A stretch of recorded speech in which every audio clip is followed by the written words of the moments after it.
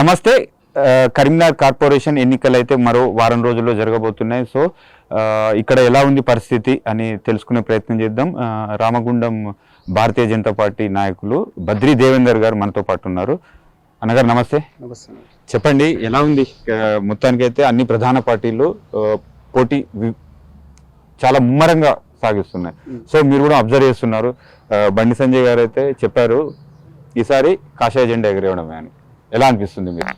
Bharatiya Janata party ముఖ్యంగా కరీంనగర్ పట్టణంలో చూస్తుంటే, ఇది మున్సిపాలిటీ సంబంధించిన ఏరియాలో చూస్తుంటే కాషాయమయమైపోయింది.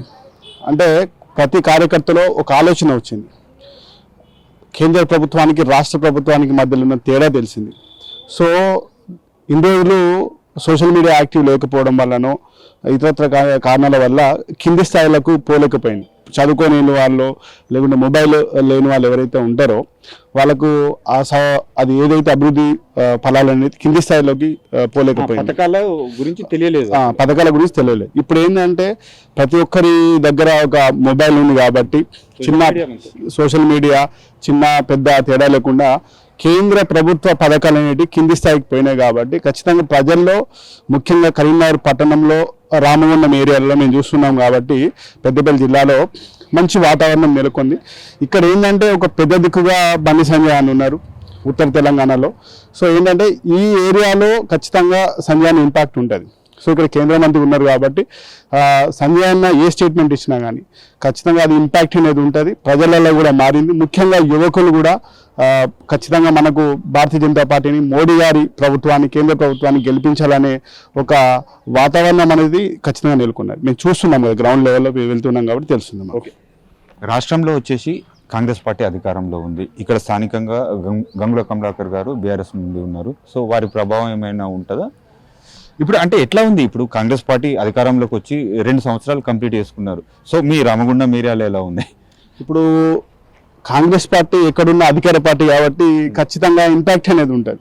తాయిలాల ఇంకో రకంగా మనకు బుజ్జగింపులు కానీ, తర్వాత అన్ని రకాల కోణాలుగా అధికార దుర్వినియోగం కావచ్చు, ఇంకో రకంగా అన్ని రకాలకు సంబంధించి కూడా వాళ్ళు ఇంపాక్ట్ చేసి ప్రజలను కూడా ఏదో రకంగా క్యాండిడేట్లు అయితే మా రామగుండంలో భయప్రాంతాలకు గురి చేసి మరి విద్య చేసే సన్నివేశాలు మేము కనిపించడం జరుగుతుంది మీరు చూస్తే కూడా.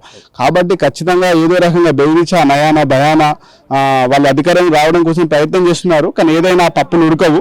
ఎందుకంటే ప్రజలు చైతన్యవంతమైన, యువకులు చైతన్యవంతమైన ఖచ్చితంగా భారతీయ జనతా పార్టీ అనేది కాషాయ జెండా ఈ ఉమ్మడి కరీంనగర్ జిల్లాలో ఖచ్చితంగా గెలుస్తుందని చెప్పి ఆశాభావం వ్యక్తం చేస్తున్నాం. సో బండి సంజయ్ గారు చెప్పారు ఈసారి, అంటే గతంలో వాళ్ళు బీఆర్ఎస్ కోసారి అవకాశము ఇచ్చారు, కాంగ్రెస్కి ఇచ్చారు, ఈసారి మాత్రం ఖచ్చితంగా కాషాయ జెండా ఎగరబోతుందని. సో మీరు అబ్జర్వ్ చేస్తున్నారు డివిజన్ల వారీగా మ్యాజిక్ ఫిగర్ దాటే అవకాశాలు ఉన్నాయంటారు.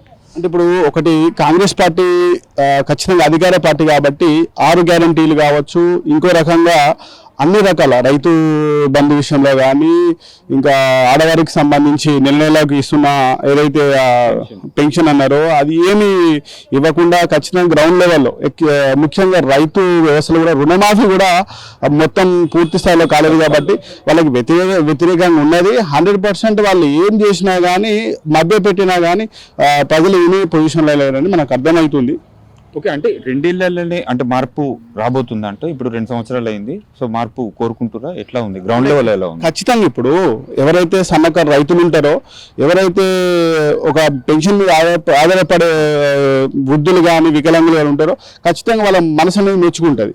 ఇప్పుడు మా రామగుండంలో మక్కన్ సింగ్ రాజ్ ఠాకూర్ గారు ఏం చేశారు, అభివృద్ధి పేరిట రోడ్లన్నీ వైండింగ్ చేసి ఇబ్బంది పెట్టారు, అమ్మవార్ల గుడ్లను కూడా పలగొట్టారు. అది ఒక మనోభావానికి సంబంధించి హిందుత్వ ఎవరైతే ఉంటారో హిందువులు ఎవరైతే వాళ్ళ మనోభావం దెబ్బతీశారు. అంటే ఈ రకంగా చిన్న చిన్న కారణాలు ఏది చూసుకున్నా కానీ అసలు ఎందుకు ఎన్నుకున్నాం అనే ఒక ఆలోచన ప్రజలలో ఉంది. కాబట్టి వ్యతిరేకత అనేది స్టార్ట్ అయింది. ఆ వ్యతిరేకత అనేది బీజేపీ పార్టీకి, భారతీయ జనతా పార్టీకి ఉత్తర తెలంగాణలో ముఖ్యంగా ఉమ్మడి కరీంనగర్ జిల్లాలో మాకు ఖచ్చితంగా ఒక మంచి వాతావరణం క్రియేట్ చేసింది. 100% కాషాయ జెండా కరీంనగర్ మున్సిపాలిటీలో, పెద్దపల్లి మున్సిపాలిటీలో, కరీంనగర్ జిల్లా పరంగా ముఖ్యంగా ఇక్కడ పెద్దన్న పాత్ర బండి సంజయ్ గారు పోషిస్తారు. కాబట్టి ఖచ్చితంగా ప్రతి కార్యకర్తను కడుపులో పెట్టుకుని చూస్తారు. కాబట్టి ఇంపాక్ట్ 100% ఉంటుంది. మున్సిపాలిటీ కరీంనగర్ మున్సిపాలిటీలో కాషాయ జెండా గారు కంపల్సరీ. సో బండి సంజయ్ గారి ప్రభావం ఈ ఎన్నికల పైన ప్రధానంగా ఎంత ఎంత మేరకు ఉండబోతుంది అంట? 100కు 100% ఉంటుందండి. ఎందుకు ఈ విషయం చెప్తున్నా అంటే ఇక్కడ ప్రతి కార్యకర్తను ఎవరైతే ఉన్నారో వాళ్ళందరినీ దగ్గర తీసుకొని హక్కున చేర్చుకొని స్పెషల్ ఫోకస్ చేశారు కాబట్టి టికెట్ల విషయం కూడా చూసాం. ట్రాన్స్పరెన్సీ కార్యకర్తలకు మొదటి ప్రయారిటీ ట్రాన్స్పరెన్సీ ఉన్నది. ఈ ట్రాన్స్పరెన్సీ ఉన్నది కాబట్టి అందరూ ఐక్యమత్యంగా పనిచేస్తున్నారు. ఖచ్చితంగా కడుపున పెట్టుకునే ఒక మంచి మనస్తత్వం ఉంది కాబట్టి మరి కడుపున పెట్టుకోవడం కాకుండా వాళ్ళని ఫాలోఅప్ చేసి మోటివేట్ చేసి ఎప్పటికప్పుడు మోటివేట్ చేస్తున్నారు కాబట్టి 100కు 100% మున్సిపాలిటీ ఎలక్షన్లో నాట్ ఓన్లీ కరీంనగర్ చుట్టుపక్కల ఉన్న జిల్లాలో కూడా ఇంపాక్ట్ అనేది 100% ఉంది. ఓకే.